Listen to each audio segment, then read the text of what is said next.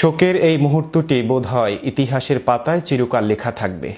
চিরকাল ধরে বাংলাদেশের রাজনীতিতে যে নামটি ছিল প্রতিরোধের, আপোষহীনতার এবং একই সাথে গভীর আবেগের, সেই নামটি আজ চিরতরে নীরব। সাবেক প্রধানমন্ত্রী ও বিএনপি চেয়ারপারসন বেগম খালেদা জিয়া আর নেই। ইন্না লিল্লাহি ওয়া ইন্না ইলাইহি রাজিউন। তার প্রয়াণে শুধু একটি দলের কর্মী সমর্থকরা নন, শোকের ছায়া নেমে এসেছে সমগ্র জাতির উপর। বাংলাদেশের ইতিহাসে প্রথম নারী প্রধানমন্ত্রী এবং মুসলিম বিশ্বের দ্বিতীয় নির্বাচিত এই নারী রাষ্ট্রপ্রধানের প্রস্থান দেশের রাজনৈতিক মঞ্চে এক অপূরণীয় শূন্যতা তৈরি করল। বিস্তারিত থাকছে ডেস্ক রিপোর্টে।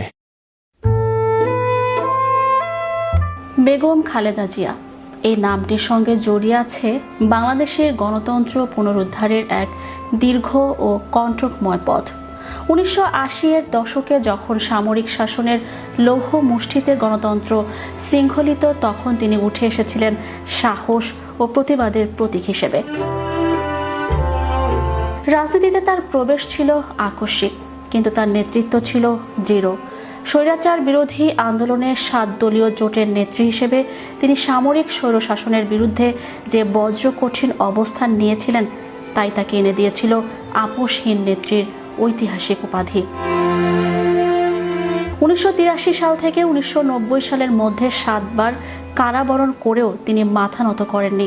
তার এই অনমনীয়তাই লাখো মানুষের হৃদয়ে আশার সঞ্চার করেছিল। 1991 সালে প্রধানমন্ত্রীর দায়িত্ব গ্রহণ করে তিনি বাংলাদেশের ইতিহাসে প্রথম নির্বাচিত নারী প্রধানমন্ত্রী হওয়ার গৌরব অর্জন করেন। তার হাত ধরেই দেশের সংসদীয় গণতন্ত্রের পুনঃপ্রতিষ্ঠা ঘটে।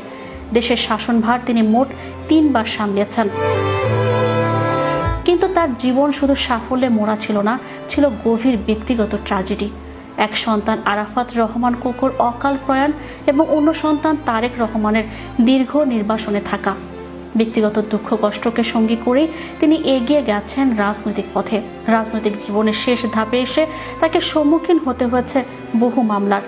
1 দশকেরও বেশি সময় ধরে মামলা ও কারাভোগ ছিল তার জীবনের নিত্যসঙ্গী। অবশেষে দীর্ঘ আইনি প্রক্রিয়ার পর 2025 সালের শুরুর দিকে তিনি 37টি মামলার সকল অভিযোগ থেকে আদালতের মাধ্যমে অব্যাহতি পান। তবে এই দীর্ঘ বন্দি জীবন এবং অসুস্থতা তার শরীরকে পুরোপুরি গ্রাস করেছিল। দীর্ঘদিন ধরে তিনি বিভিন্ন শারীরিক জটিলতা নিয়ে রাজধানীর এভারকেয়ার হাসপাতালে চিকিৎসাধীন ছিলেন। হয়তো নিয়তি জানত তার এই নীরব প্রস্থানই হবে ইতিহাসের শেষতম অধ্যায়। অবশেষে হাসপাতালের নিস্তব্ধ কক্ষে এই আপোষহীন